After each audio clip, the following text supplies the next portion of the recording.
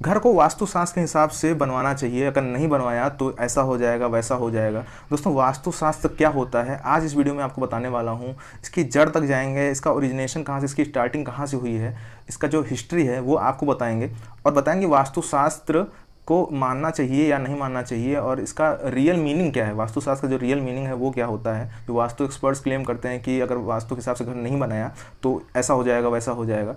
तो आज इस वीडियो में आपको मैं वास्तुशास्त्र के बारे में बताने वाला हूँ। काफ़ी कुछ आपको नॉलेज होगी वास्तुशास्त्र के बारे में और जो मिसकॉन्सेप्शंस हैं वास्तुशास्त्र को लेके वो भी मैं आपको बताऊंगा इसमें। और इसमें जो साइंस है, वास्तु के पीछे जो साइंस है वो मैं आपको बताने वाला हूँ कि वास्तु के हिसाब से घर क्यों बनवाना चाहिए और वास्तुशास्त्र क्या है। तो चलिए दोस्तों, वीडियो स्टार्ट करते हैं।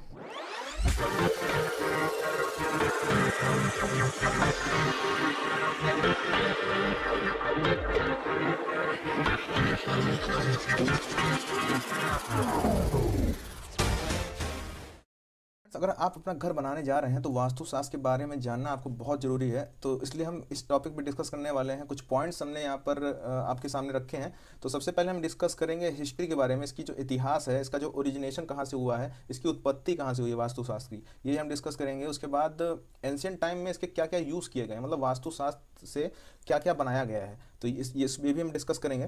फिर मिसकॉन्सेप्शंस जो हैं उनके बारे में आपको बताएंगे। रियल मीनिंग क्या होता है वास्तु का, ये बहुत जानना जरूरी है आपके लिए। तो मतलब वास्तुशास्त्र का रियल मीनिंग क्या है, किस लिए बनाया गया है, ठीक है, तो ये जानना बहुत ज़रूरी है। इसके बारे में बताएंगे आपको। उसके बाद साइंस, मतलब वास्तुशास्त्र के पीछे क्या साइंस है, तो ये भी आपको बताएंगे कि साइंस को किस तरह से फॉलो करता है वास्तुशास्त्र। फिर फाइनली आपको कंक्लूजन देंगे कि जो आप अपना घर बनाने वाले हैं वो वास्तु के हिसाब से आपको क्यों बनाना चाहिए, ठीक है। तो ये इस वीडियो में हम डिस्कस करने वाले हैं इतने सारे पॉइंट्स। तो काफ़ी ज़्यादा इंफॉर्मेटिव वीडियो आपके लिए हो जाएगी, थोड़ी लंबी होगी, बट अगर आप अपना टाइम देंगे तो आपको काफ़ी सारी चीज़ें समझ में आएंगी। तो चलिए स्टार्ट करते हैं। सबसे पहले स्टार्ट करते हैं हिस्ट्री से। तो हिस्ट्री में वास्तु शब्द जो है वो एक तरह से वास्तु शब्द से लिया गया है, जो कि एक संस्कृत वर्ड है। ऋग्वेद में इसका मेंशन किया गया है। ऋग्वेद काफ़ी प्राचीन वेद है, हम लोग जानते हैं।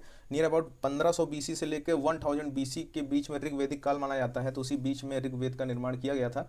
इस शब्द का अर्थ होता है to provide protection, happiness and the prosperity in this life as well as after death. तो एक तरह से वास्तु शब्द का जो अर्थ हो जाएगा वो ये हो जाएगा कि प्रोटेक्शन मतलब संरक्षण प्रोवाइड करना, हैप्पीनेस मतलब खुशहाली लाना, प्रॉस्पेरिटी लाना इस लाइफ में और इस लाइफ के बाद, मतलब डेथ के बाद, ठीक है। और वास्तुशास्त्र जो है, अगर इसको इंडियन कल्चर में कब से है तो ये कोई अनुमान हम नहीं लगा सकते, मतलब ये इसका कोई एग्जैक्ट डेट नहीं है, बट एक अनुमान हम लगा सकते हैं कि थाउजेंड ऑफ ईयर्स से ये प्रैक्टिसेस हैं चली आ रही हैं। एक तरह से इसको एक्सपीरियंशियल लर्निंग बोल सकते हैं कि एक्सपीरियंस से आदमी सीख रहा है, वही एक तरह से शास्त्र निर्माण किया जा रहा है। तो अगर वास्तु शास्त्र का एक तरह से ओरिजिन माना जाए तो ओरिजिन इसका मिलता है स्थापत्य वेद। स्थापत्य यानी कि आर्किटेक्चर वेद, स्थापत्य को आर्किटेक्चर भी बोलते हैं। स्थापत्य वेद में जो कि एक पार्ट है अर्थवेद का, अथर्ववेद का पार्ट है ये। अथर्ववेद जो होता है ये एक तरह से वेदों में लेटेस्ट वेद, जैसे 4 वेद होते हैं तो उनमें से लेटेस्ट वेद कहा जाता है। अथर्ववेद में एक तरह से मैजिकल प्रैक्टिसेस हैं, इविल जो होते हैं उसमें स्पेल और चैम्स दिए गए हैं। अथर्ववेद में सबसे इंपॉर्टेंट चीज़ जो दी गई है वो है आयुर्वेद, ठीक है। आयुर्वेद अथर्ववेद में पाया जाता है और आपका वास्तुशास्त्र भी यहाँ पर आपको मिल जाएगा, ठीक है। अगर इसके अर्ली प्रिंसिपल्स की बात करें तो इसका जो अर्ली प्रिंसिपल ड्राफ्ट किया गया था वो सन रेस के ऊपर किया गया था। मतलब जैसे जो सूरज की किरणें पृथ्वी पर पड़ती हैं, ईस्ट से वेस्ट तक जाती हैं दिन भर में, तो उस हिसाब से उसकी डिफरेंट पोजीशन के हिसाब से जो टाइम ऑफ द डे होता है डिफरेंट टाइम पर, उस हिसाब से वास्तुशास्त्र का निर्माण किया गया था उसकी पोजीशंस के हिसाब से। और वास्तुशास्त्र को हम साइंस ऑफ आर्किटेक्चर भी बोलते हैं, ठीक है। साइंस ऑफ आर्किटेक्चर बोलते हैं वास्तुशास्त्र को, क्योंकि इसमें सारी चीज़ें जो एक आर्किटेक्चर मतलब जब एक घर बनाते समय जो भी चीज़ें ध्यान में रखनी चाहिए वो सारी चीज़ें इसमें बताई गई हैं वास्तुशास्त्र में कि क्या क्या आपको ध्यान में रखना चाहिए घर बनाते समय। और प्राचीन काल में क्या होता था कि ये एक तरह से टेक्निकल सब्जेक्ट था और ये सिर्फ स्थापतीज आर्किटेक्ट्स जो होते हैं उनको स्थापतीज बोला जाता था। तो ये जो टेक्निकल सब्जेक्ट एक तरह से था तो ये खाली इन्हीं को मालूम रहता था, ठीक है, और किसी को नहीं मालूम रहता। तो ये अपना डिज़ाइन करते थे घरों को उस हिसाब से। और ये जो विद्या है ये इन्होंने हैंड ओवर की वर्बली, मतलब बता के अपने जो हेयर्स, मतलब उनके जो चिल्ड्रन थे, उनके जो बच्चे थे, बच्चों को, जो उनके बच्चे थे, उनके जो जनरेशन्स थी आने वाली, उनको वर्बली और हैंड रिटन मोनोग्राफ से ट्रांसफ़र की। तो ये जो विद्या है वो हमें इसलिए मालूम चल रही क्योंकि इन्होंने अपनी जनरेशन वाइज इस नॉलेज को ट्रांसफ़र किया, ठीक है। उस समय वास्तुशास्त्र का प्रयोग जो मंदिर थे, मतलब टेम्पल्स डिज़ाइन करने में, हाउसेस मतलब घर डिज़ाइन करने में, टाउन्स डिज़ाइन करने में, सिटीज़ डिज़ाइन करने में, गार्डन्स डिज़ाइन करने में, और जैसे कि राजा के महल हो गए उनको डिज़ाइन करने के लिए काफ़ी सारी चीज़ें जो होती थी वास्तुशास्त्र के हिसाब से बनाई जाती थी उस समय भी। दोस्तों वास्तुशास्त्र को लेकर एक पुरानी कथा है, पौराणिक कथा है, जो जिसके बारे में भी आपको जानना चाहिए। चलिए आपको बताते हैं उसके बारे में।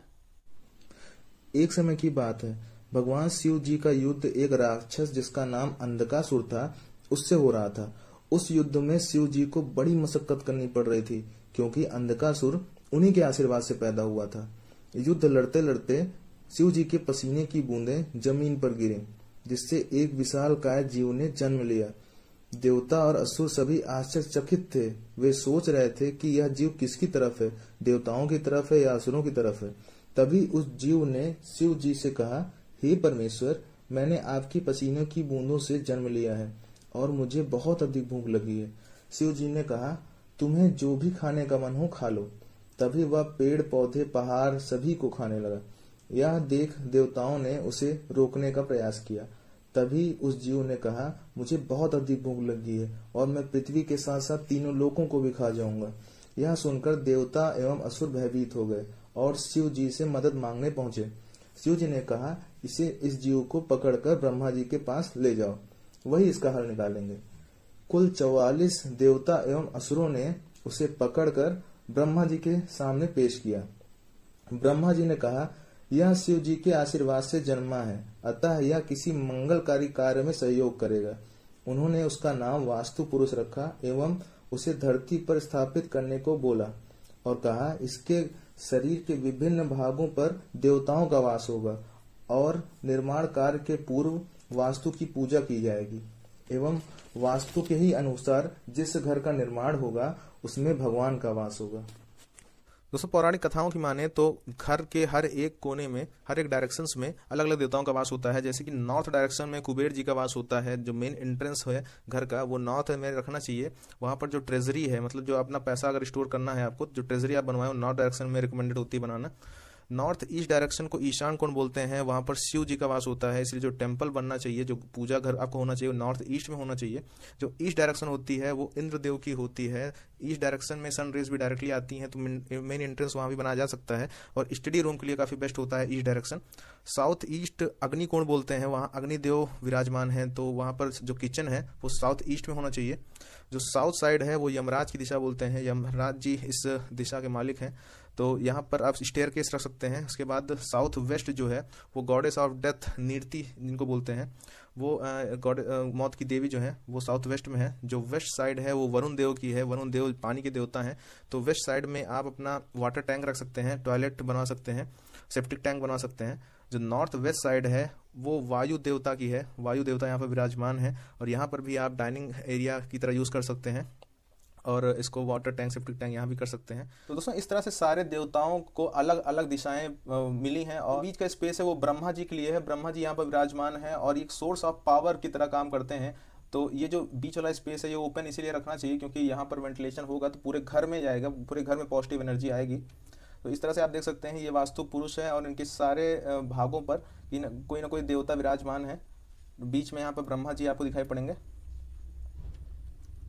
तो इस तरह से ये हर एक दिशा में क्या बनाना चाहिए इसका डिस्कशन यहाँ पर हम लोग अभी करेंगे बाद में। तो अगर बात करें इसके यूजेस की, मतलब प्राचीन काल में वास्तुशास्त्र कहाँ कहाँ प्रयोग किया गया था, तो एक्सकेवेशंस ऑफ आईवीसी यानी कि इंडस वैली सिविलाइजेशन, सिंधु घाटी की सभ्यता आप सभी को मालूम होगी। तो वहाँ पर जो मोहनजोदाड़ो में खुदाई हुई थी, जो हड़प्पा में खुदाई हुई थी, उसमें जो टाउन्स पाए गए थे, जो यहाँ पर स्ट्रक्चर्स आप देख सकते हैं, जो टाउन प्लानिंग वहाँ पाई गई थी, वो जो टाउन्स बनाए गए थे वो वास्तु प्रिंसिपल में बनाए गए थे। आप देख सकते हैं काफ़ी सही, एक तरह से काफ़ी मॉडर्न डिज़ाइन था उस समय का। और जैसे हड़प्पा में भी देख सकते हैं आप, तो उस समय जो भी टाउन प्लानिंग की गई थी वो वास्तु के हिसाब से की गई थी। तो वास्तु जो शास्त्र है आप सोच सकते हैं कि कितना पुराना शास्त्र वो है और तब से ये टाउन प्लानिंग चली आ रही है। वास्तु के हिसाब से जो घर हैं वो डिज़ाइन किए जाते थे, वास्तु के हिसाब से जो पूरा सिटी है वो डिज़ाइन की जाती थी। तो इसका महत्व तभी से चला आता है। उसके बाद हम बात करें कि एंशियंट टाइम में जो टेम्पल्स यानी कि जो मंदिर बनाए जाते थे, जो पैलेसेस यानी कि जो महल बनाए जाते थे, वो भी वास्तु के हिसाब से बनाए जाते थे। आप देख सकते हैं कितना प्लीजिंग अपीयरेंस है इनका, कितना अच्छी दिखती हैं ये इमारतें और ये इनका जो अपीयरेंस है वो इनक्रेडिबल हम बोल सकते हैं कि अभी इस तरह से मंदिर बनाए नहीं जाते हैं कि पहले के जो प्रिंसिपल, पहले के जो डिज़ाइन होते थे अब कहाँ पर दिखाई पड़ते हैं। जो पहले के डिज़ाइन होते थे उनका कंपैरिजन अभी के डिज़ाइन से कर ही नहीं सकते। यहाँ तक कि जो रामायण में अयोध्या सिटी यानी कि श्री रामचंद्र जी की जो सिटी अयोध्या थी उसका भी जो डिज़ाइन है वो वास्तु के प्रिंसिपल पे किया गया था। तो आप देख सकते हैं कितना प्लीजिंग अपीयरेंस यहाँ पर आपको दिखता है, और सभी वास्तु के हिसाब से, वास्तु के प्रिंसिपल पे डिज़ाइन किया गया है। जो रामेश्वरम को श्रीलंका से जोड़ता है, उस राम सेतु जो ब्रिज बना था वास्तु प्रिंसिपल पे बनाया गया था। आप देख सकते हैं ये गूगल मैप, सॉरी ये सेटेलाइट की फ़ोटो है, ऊपर से राम सेतु ब्रिज है ये जो जोड़ता है श्रीलंका को इंडिया से। तो ये इसका भी निर्माण जो है वास्तु के हिसाब से किया गया था। दोस्तों महाभारत काल में भी जो माया सभा थी जहाँ पर सभी लोग बैठते थे, जो सभा आयोजित की जाती थी या फिर जहाँ पर जुआ खेला गया था, ठीक है, उसका भी निर्माण भी जो है वो वास्तु प्रिंसिपल के हिसाब से हुआ था। मायन वहाँ के स्कल्पचर थे, उन्होंने इसको डिज़ाइन किया था। अब दोस्तों बात करते हैं मिसकॉन्सेप्शंस की। तो दोस्तों सारी मिसकॉन्सेप्शंस हैं, जैसे कि साउथ में अगर आपका घर का फेस है तो आपके घर की ग्रोथ नहीं होगी, प्रॉस्पेरिटी नहीं आएगी, या फिर साउथ ईस्ट में अगर आपका किचन नहीं है तो सही नहीं है, और नॉर्थ ईस्ट में अगर आपका टेम्पल नहीं है तो सही नहीं है। तो बहुत सारी मिसकॉन्सेप्शंस हैं। तो सबसे पहले दोस्तों हम जानते हैं कि वास्तु का रियल मीनिंग क्या है। ये इसका रियल मीनिंग आपको डराना है या फिर आपकी भले के लिए है, तो चलिए इसके जानते हैं। तो दोस्तों जो रियल पर्पज़ ऑफ वास्तुशास्त्र है उसको हम जानेंगे। जो वास्तुशास्त्र का एम है वो क्रिएट करना है एक पॉजिटिव लिविंग एनवायरनमेंट और good health and stability in life. यानी कि आपकी पॉजिटिव यानी कि जो आप घर बना रहे हैं वो एक पॉजिटिव लिविंग एनवायरनमेंट आपके लिए रहे, आपकी जो हेल्थ है वो अच्छी रहे, आपकी लाइफ में स्टेबिलिटी रहे, ठीक है। तो सिर्फ इतना पर्पज़ है वास्तुशास्त्र का। तो वास्तु विद्या का जो प्रिंसिपल होता है, जो पर्पज़ होता है वो होता है भोगदयम, सुखदर्शम और रम्या, ठीक है। तो थोड़ा सा आपको टेक्निकल लग रहा होगा बट ये बहुत ही इजी है, ये बड़े बड़े शब्द बहुत ही इजी हैं। भोगदयम मतलब होता है यूटिलिटी, ठीक है, यूटिलिटी मतलब बीइंग यूजफुल। जो भी आप स्ट्रक्चर बना रहे हैं वो आपके लिए कितना यूज़फुल है, ठीक है, आपके कितना जिस पर्पज़ के लिए आपने बनाया है वो पर्पज़ आपका पूरा हो रहा है कि नहीं हो रहा है, ठीक है, भोगदयम, ठीक है। उसके बाद आता है सुख दर्शन, यानी कि एस्थेटिक्स, मतलब वो जो स्ट्रक्चर आपने बनाया है वो कितना अच्छा है, कितना प्लीजिंग अपीयरेंस आपको देता है, कितना being beautiful and pleasing in appearance, ठीक है, कितना सुंदर दिखता है, सुख दर्शन। उसके बाद रम्या, रम्या क्या होता है, सेटिस्फैक्शन। जब आप उस घर में रहते हैं अगर उसमें सेटिस्फैक्शन आपको मिल ही नहीं रहा है तो घर बनाने का पर्पज़ ही क्या है। तो आपको उस घर में कितना सेटिस्फैक्शन मिल रहा, कितना इनर डिलाइट मिल रही, कितना आप फील कर रहे हैं फुलफिल्ड, ये डिपेंड करता है रम्या। तो ये तीन जो पर्पज़ हैं, भोगदयम, सुख दर्शम और रम्या, ये पर्पज़ होता है वास्तु विद्या का, ठीक है।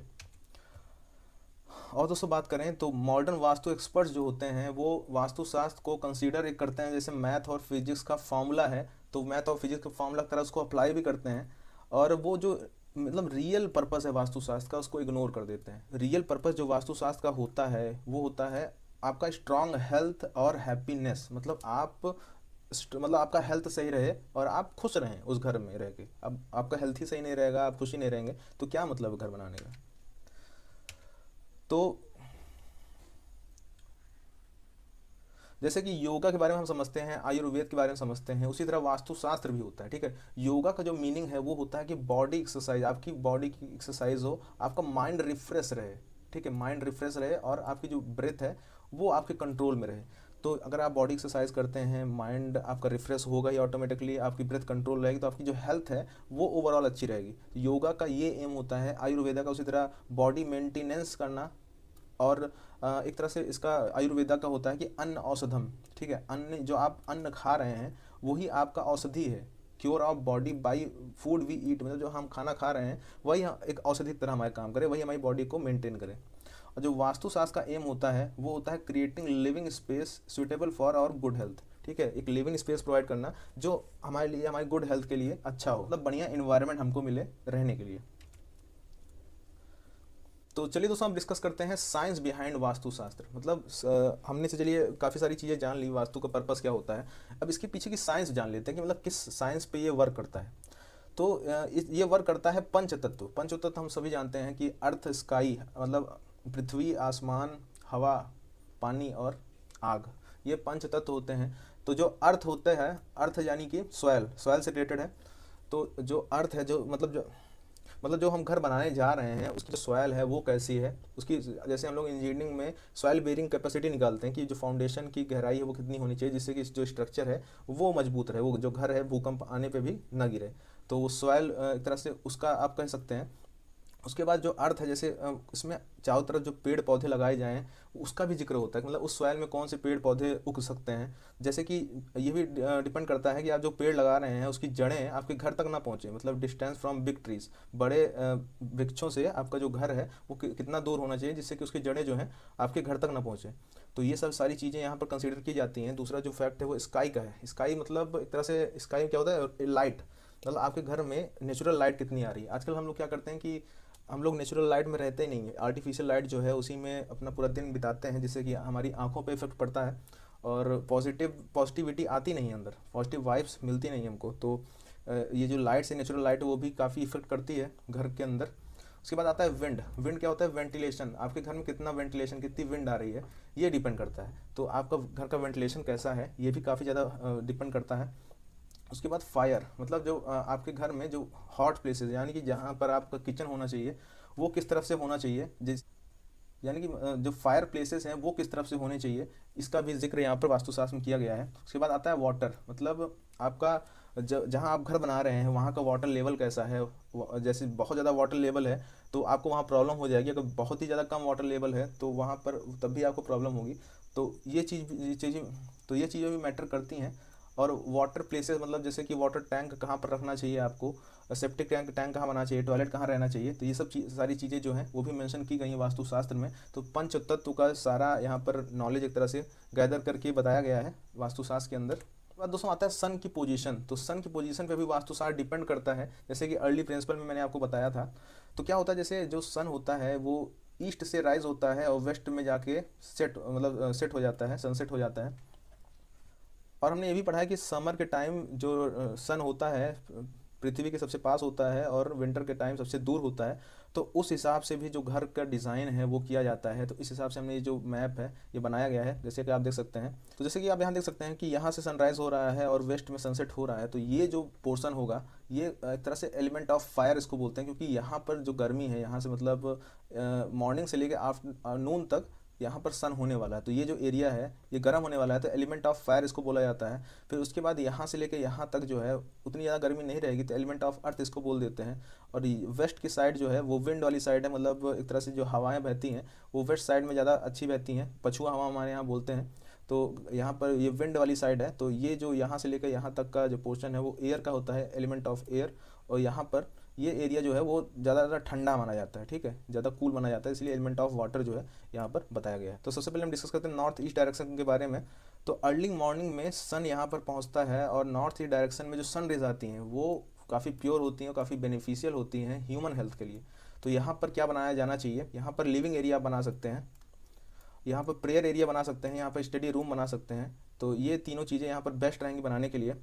फिर आते हैं दूसरी जो डायरेक्शन है ईस्ट डायरेक्शन। ईस्ट डायरेक्शन में मॉर्निंग सन डायरेक्शन है, मतलब यहाँ से सन राइज होता है। तो यहाँ पर भी आपको जो सनलाइट डायरेक्ट मिलेगी। तो यहाँ पर आप मेन एंट्रेंस बना सकते हैं, लिविंग एरिया यहाँ बना सकते हैं, गेस्ट बेडरूम बना सकते हैं, स्टडी रूम भी बना सकते हैं। तो ये काफ़ी सूटेबल रहेगा ईस्ट डायरेक्शन बनाने के लिए। अब बात करते हैं साउथ ईस्ट डायरेक्शन में। तो साउथ ईस्ट डायरेक्शन जो होता है एलिमेंट ऑफ फायर, मैंने बताया आपको। तो यहाँ जो सन रहता है बिफोर नून, मतलब नून के पहले इस एरिया में सन रहता है, ठीक है। तो इसको एलिमेंट ऑफ फायर बोलेंगे। ये जो एरिया होता है सूटेबल होता है किचन के लिए, किचन और डाइनिंग स्पेस के लिए, क्योंकि इस एरिया में थोड़ी गर्मी ज़्यादा रहती है। तो यहाँ पर आप सुबह जैसे खाना बनाते हैं। साउथ डायरेक्शन, साउथ डायरेक्शन यहाँ पर जो सन होता है नून में रहता है, यानी कि इस एरिया में सबसे ज़्यादा गर्मी होती है और ये टू हॉट साइड एक तरह से हम बोल सकते हैं। तो ये जो एरिया है वो स्टेयर केस के लिए सही है, टॉयलेट्स के लिए सही है, स्टोर रूम के लिए सही है, ठीक है, जहाँ पर ज़्यादा लोग रहते नहीं हैं, ज़्यादा लोग रेस्ट नहीं करते। तो वो एरिया यहाँ पे वो चीज़ें यहाँ पर डिज़ाइन किया जा सकता है। उसके बाद आते हैं south west direction. South west sun in late afternoon in this area, यानी कि आफ्टरनून के बाद यानी कि इवनिंग के टाइम इस एरिया में सन रहता है। तो इसको एलिमेंट ऑफ अर्थ भी बोलते हैं। ये मास्टर बेडरूम्स के लिए सबसे ज़्यादा सूटेबल है ये एरिया, यहाँ पर आदमी रेस्ट कर सकता है। उसके बाद आती है वेस्ट डायरेक्शन, जो विंड वाली डायरेक्शन है। तो सन जो है इवनिंग में इस एरिया में रहता है, this is side of wind, wind वाली साइड बोलते हैं इसको। उसके बाद सूटेबल फॉर डाइनिंग, मतलब डाइनिंग रूम बना सकते हैं यहाँ, चिल्ड्रन रूम के लिए सूटेबल है, वाटर टैंक रख सकते हैं, टॉयलेट यहाँ बना सकते हैं। तो इन सब चीज़ों के लिए सूटेबल रहती है डायरेक्शन। उसके बाद नॉर्थ वेस्ट डायरेक्शन जो है ये इंडिकेट करता है एलिमेंट ऑफ एयर, ठीक है, यहाँ पर एयर वाला एलिमेंट ज़्यादा रहता है। तो इस पोर्शन में जो सन रहता है 9 to 12 के बीच में रहता है, मतलब रात के 9 बजे से रात के 12 बजे तक। तो ये जो पोजीशन मानी जाती है बेस्ट मानी जाती है रिलैक्स करने के लिए और स्लीप के लिए, ये पोजीशन जो है वो बेस्ट मानी जाती है। तो ये सूटेबल फॉर बेडरूम है, गेस्ट रूम है, कार पार्किंग बना सकते हैं आप, सेप्टिक टैंक यहाँ पर रख सकते हैं। उसके बाद आते हैं नॉर्थ डायरेक्शन, ये जो साइड है नॉर्थ डायरेक्शन। तो जो सन होता है वो क्या होता है कि सन तो सेट होता नहीं हम लोग के लिए, मतलब हम लोग के लिए सनसेट हो जाता है, रात हो जाती है, बट जो सन है वो ऑलवेज प्रेजेंट होता है। सभी को पता होगा जो अर्थ है रिवॉल्व करती है, इसीलिए जो डे और नाइट है उनका फिनोमेना होता है। सन इज इन नाइट मोड, तो इस एरिया में जो सन होता है वो नाइट मोड में होता है। It is time for secrecy, मतलब सीक्रेसी के लिए और डार्कनेस का टाइम होता है ये। तो ये जो एरिया होता है वो सूटेबल होता है main entrance. Main entrance north में सबसे बेस्ट माना जाता है। और ये जो एरिया है इस तरफ आप कैश रूम बना सकते हैं, यानी कि अगर आप पैसे कहाँ रखने हैं घर में, तो ये जो एरिया है सबसे बेस्ट माना जाएगा। ट्रेजरी आप बना सकते हैं यहाँ पर, और बालकनी यहाँ बना सकते हैं, और लिविंग रूम जो है वो भी बना सकते हैं, तो इसके लिए बेस्ट माना जाएगा। तो इस तरह दोस्तों मैंने आपको बताया सन की पोजीशन के हिसाब से वास्तुशास्त्र कैसे काम करता है। अब हम जानेंगे मैग्नेटिक फील्ड के हिसाब से कैसे वास्तुशास्त्र काम करता है। तो मैग्नेटिक फील्ड के हिसाब से भी जो वास्तुशास्त्र है उसका प्रिंसिपल बनाया गया है। ये जो आप देख सकते हैं ये वास्तु पुरुष है, और ये एक तरह से स्क्वायर शेप में है। तो मान लिया आपका एक स्क्वायर शेप प्लॉट है, उस पर वास्तु पुरुष जो है वो इस तरह से डिज़ाइन किया गया। तो इसमें 9 स्क्वायर्स होते हैं, 1 2 3 4 5 6 7 8 9, तो 9 × 9 81 जो है ये स्मॉल स्क्वायर्स होते हैं। और इसी में काफ़ी सारे एलिमेंट्स जो होते हैं वास्तुशास्त्र के वो बनाए जाते हैं। और इसका सीधा सीधा मतलब जो है वो एक तरह से अर्थ की मैग्नेटिक फील्ड से है। हम सभी जानते हैं कि जो अर्थ है हमारा वो एक मैग्नेट की तरह काम करता है। जो नॉर्थ पोल और साउथ पोल जो है वो एक तरह से मैग्नेट की तरह काम करता है। जो मैग्नेटिक लाइन्स है वो नॉर्थ पोल से चल के फिर साउथ पोल पर जाती हैं। तो एक तरह से ये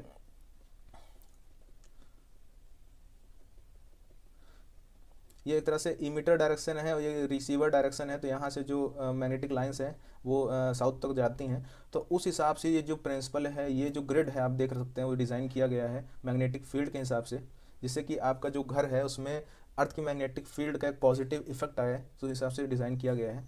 और आप देख सकते हैं जो स्क्वायर शेप प्लॉट है वो ज़्यादा सुटेबल माना जाता है, क्योंकि इसमें वास्तु पुरुष जो है वो अच्छे से देख सकते हैं वो आ जाता है। अगर ये रेक्टेंगुलर होता, पतला होता, तो वो एकदम थोड़ा वास्तु पुरुष जो है पतला हो जाता, अंदर की तरफ सिकुड़ जाता। तो सबसे ज़्यादा सुटेबल जो है वो स्क्वायर शेप प्लॉट माना जाता है घर बनाने के लिए।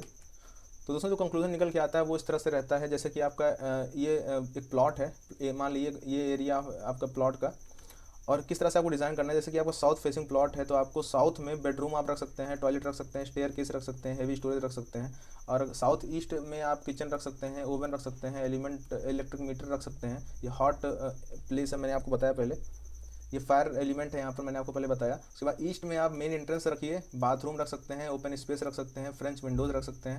उसके बाद नॉर्थ ईस्ट में पूजा प्लेस हो सकता है, चिल्ड्रन बेडरूम हो सकता है, अंडरग्राउंड वाटर टैंक हो सकता है, पॉट्स बना सकते हैं, वरांडा बना सकते हैं। नॉर्थ ईस्ट में बेस्ट माना जाता है। फिर नॉर्थ में valuables, money, balcony, main entrance, door, living room, ये सब बना सकते हैं। और नॉर्थ वेस्ट की बात करें तो ये एयर वाली एलिमेंट वाली साइड है, तो यहाँ पर बेडरूम फॉर अनमैरिड गर्ल्स हो सकता है, गेस्ट रूम हो सकता है, सेप्टिक टैंक हो सकता है, पेट्स प्लेस, पार्किंग, ये सब बना सकते हैं। वेस्ट में डाइनिंग रूम बनाइए आप, ओवरहेड टैंक बना सकते हैं, फूड ग्रेन स्टोरेज हो सकता है, टॉयलेट्स बना सकते हैं। फिर उसके बाद यहाँ पर साउथ वेस्ट में मास्टर बेडरूम बनाइए, और यहाँ पर तुलसी का पौधा लगा सकते हैं। तो यहाँ पर जो बीच का स्पेस है वो ब्रह्मा स्पेस होता है, तो यहाँ पर आप ओपन टू स्काई रखेंगे तो सबसे बेटर माना जाता है। ये सोर्स ऑफ एनर्जी होता है सारे डायरेक्शंस के लिए।